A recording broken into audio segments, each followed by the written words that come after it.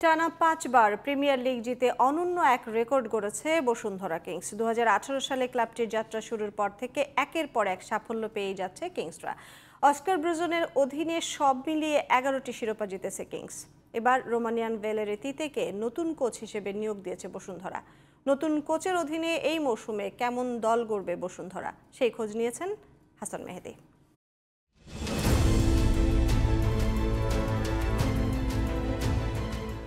বছর ছয়েক আগে যে ক্লাবটির জন্ম, ওদেরই সাফল্যের ঝুলিতে ট্রফির ছড়াছড়ি।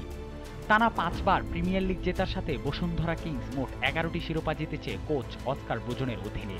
স্প্যানিশ কোচের বিদায়ের পর তার জায়গায় নতুন কোচ হিসেবে এবার এসেছে রোমানিয়ার ভ্যালেরি-তিতে। এএফসি কাপে প্রত্যাশা মতো ফল পায়নি বাংলাদেশের চ্যাম্পিয়নরা। সে জায়গাতেই অতৃপ্তি রয়ে গেছে কিংসের। ভ্যালেরি-তিতে সেটা দূর করবেন বলে আশা কিংস শিবিরের। এবারও ওরা খেলবে এএফসি চ্যালেঞ্জ লিগে। কঠিন চ্যালেঞ্জের জন্যই নিজেদের প্রস্তুত করছে ওরা। পরিকল্পনায় নীতিগত বেশ কিছু পরিবর্তনের পক্ষে ক্লাব কর্তৃপক্ষ। অন্য কোনো দল থেকে খেলোয়াড় না ভিড়িয়ে নিজেদের বয়স ভিত্তিক ফুটবলারদের সুযোগ দেওয়ার পক্ষে থাকতে চায় কিংস। প্রতি বছর এই পরিকল্পনা ধরে এগোতে চায় তারা।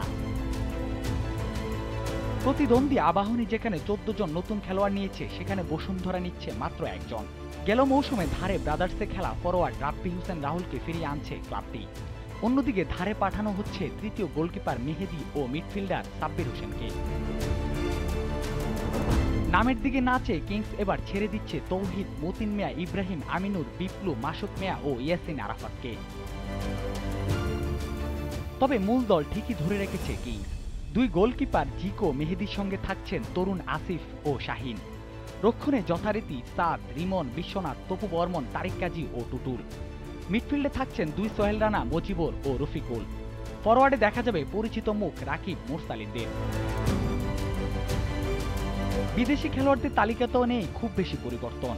দুই পুরনো ব্রাজিলিয়ান রবসন মিগুয়েলের সাথে যুক্ত আছেন মিডফিল্ডার জোনাতান ফার্নান্দেজ। শোনা যাচ্ছে আরও ৩ জন বিদেশি ফুটবলারকে টানবে ওরা। অস্কার ব্রুজন উত্তর যুগে চ্যালেঞ্জটা কঠিন, আর কঠিন চ্যালেঞ্জ দিতে পারে বলেই তো ক্লাবটার নাম বসুন্ধরা কিংস। হাসান মেহেদী, জিটিভি নিউজ।